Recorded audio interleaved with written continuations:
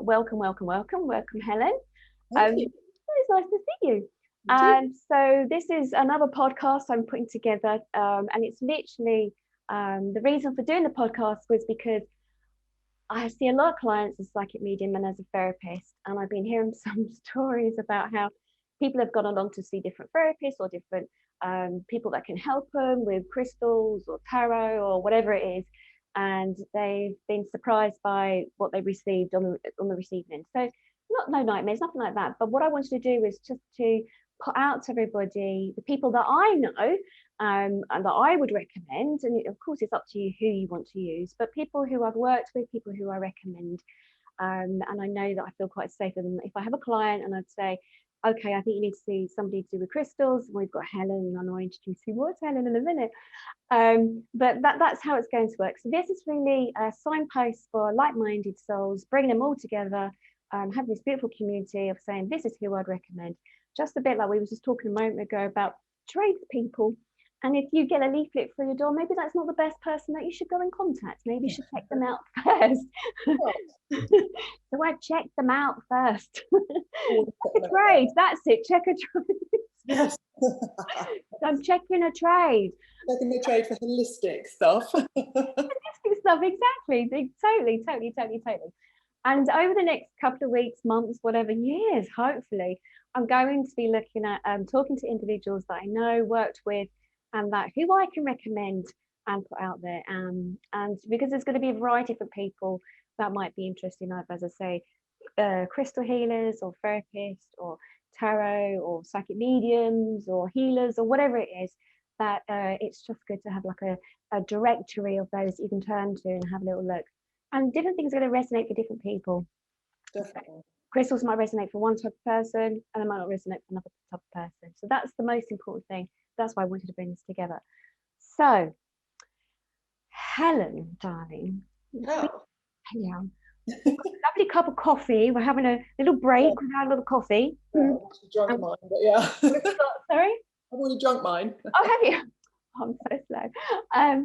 And we were just going to chat about, what Helen does today and stuff. But I met Helen, I don't know, was it 4, 5 years, 3 years? You're going to ask me. I have no concept of time whatsoever. So I think it really was about 4 years ago now, at least. Yeah, it's some time now, isn't it? It is. Time is a real illusion. That's the thing, definitely.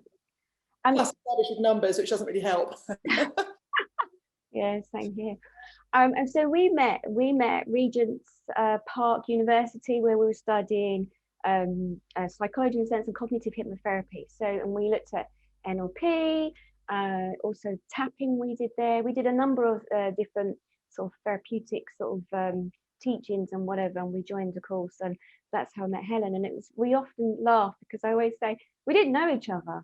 It was literally Helen was sitting behind me, and every time I went up to the toilet, we kept on bumping into each other down the corridor, didn't we? And started talking. The entire corridor, just like.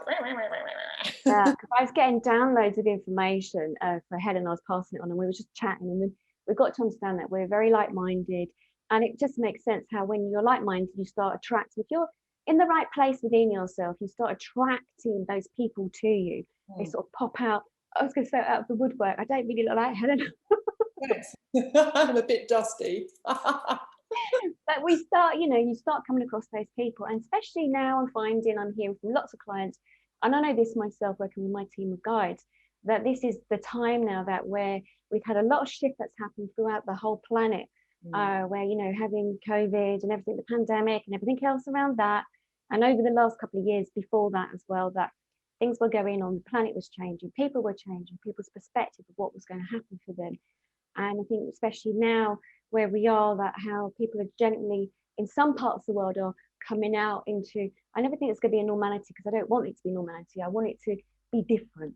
Exactly. Yes. So the idea is that, I want it to be a place that where, especially like this podcast, that people who are interested in looking at that word awakening, alignment and everything else, the ascension, and not knowing what that means, to break it down into common day, everyday sense really, and in basic English.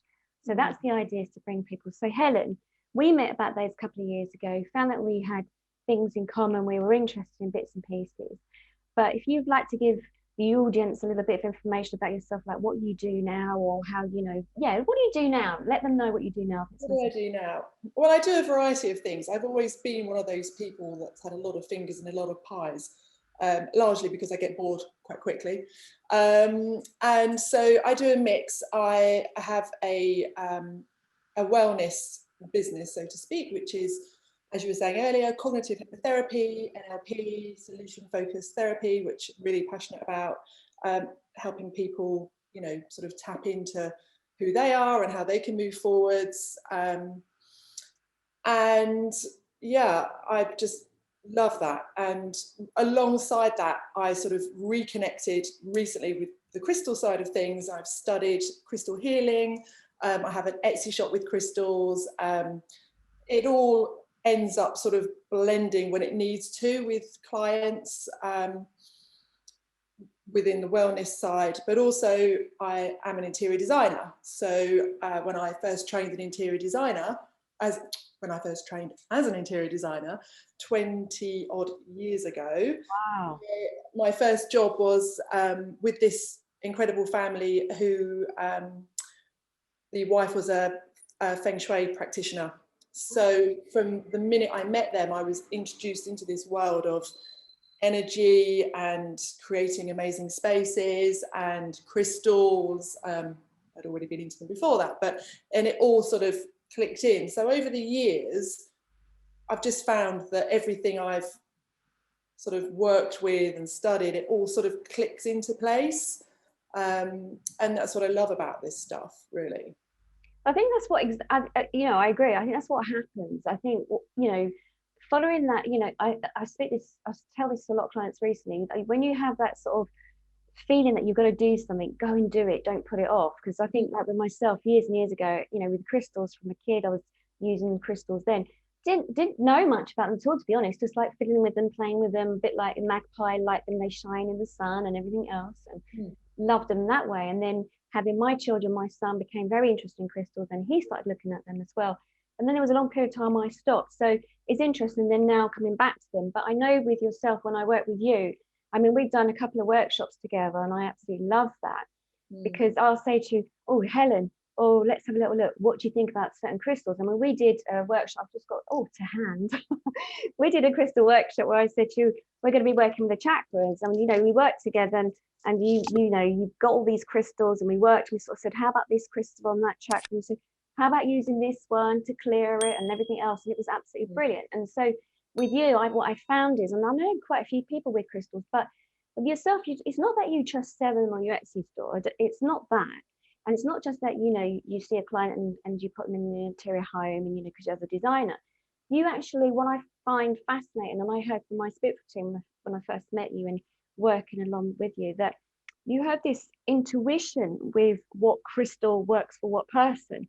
You sort of, there's that, so I'm an animal whisperer. You're like a crystal whisperer. Sorry, you might not want to be labeled that, but it's very much that I can see it and I can feel it with you. And that's why I enjoy working with you, is because it's not that you've just read in a book, like this crystal does this crystal does that. And it's nothing to say that it's wrong when people do that. It's nothing to say that. But what I love is that, you work with those crystals and it's almost as if they have a language with you. And I've seen you, I'm like, oh, this is interesting. And you'll know that. So, I've referred loads of clients to you where, they sort of said to me, and I'm thinking about getting this crystal, what do you think? And yes, I could give them the answer to some degree, but it's better in a way that with yourself, you work more intuitively with those individual crystals, which I don't. I work intuitively with my guides and they'll tell me, but I like it that you have that almost looks like a relationship with the crystals and the communication that you have with the crystal and the client. And that's what I love. And that's why I love working with you. You're very good at that. I can see it. It makes so much sense. I think for me as well, I mean, I've always prided myself to be a real people person. I can read people really intuitively anyway. And so it doesn't feel that much of a shift to go, okay, let me just tune into you and see where you're at. And then intuitively work with the crystals on that same energetic frequency, if you like. And I think that, anybody that's interested in crystals, it is an intuitive thing. 9 times out of 10, there's no wrong or right. You always feel into it if you allow yourself to do it and get out of your own way. And if you think about the gazillion crystal books that are on the market, there are some amazing ones out there. In fact, most of them are all brilliant. But essentially, that information in that book has come from somebody that sat with a crystal, tuned into it, and picked up their own thing through it. So, you know, how you, what would I say? How you interpret it doesn't matter if it's not the same way someone else interprets it, because it's essentially all open. It's energy. So yeah, but what I love also, and what I feel is really important, is that what your skill, what you offer, is a little bit different, and that's why I like working with you, is because yes, we train together in that side of things with the cognitive therapy, the tapping, the timelines, NLP, and stuff like that, and hypnosis. But also because like when you have clients, if I send a client to you, it's not that you're going to be thinking about, I have an Etsy shop and I've got to sell that big quartz, I'm going to sell that to that person. I know that you're intuitive, but also I know that when you work with clients, that you're coming from that therapeutic head of yours as well, that you know that you're heart centered, you're an empath. I know that you really can connect to them. So that's the difference. Again, I've seen people where they've just bought the mass of crystals and thinking that's going to help them, but unless they work with them or shown that, I know from the workshops that we run together, certain books would say, use that crystal and that chakra. And then we'd worked, and I've done a workshop and you've been with me, and, we've worked with those individual crystals, and it's been a total different crystal to work on that chakra. And we've moved it around. We're like, wow. Yeah. So it's very much, working on the intuitive side, and very much so that now, we're talking about people who are awakening, which just means really that they're seeing life in a different way. They're realizing there's different things. And so by putting this out, this podcast, so that people can hear, can see this, it's so that it just makes you aware that there are different elements, different things that you can use in your daily work. So with your sort of what you do with your clients, I know I've sent them to you and said, what crystal should we get, whatever. But from a therapeutic point of view, as in, if we think about now, really, to be honest, like we're at the full moon at the moment, Scorpion full moon. So whoever's listening to this right now, we're April and it's the Scorpion full moon. So, I was thinking about this yesterday because I run my Monday evening workshop or evening meditation group, and it came up in that as well. Working with full moons, is there generally a crystal? I wasn't going to talk about this, but it just popped in, as it does. Is there generally a particular crystal that you'd work with during particular moons or full moons or whatever?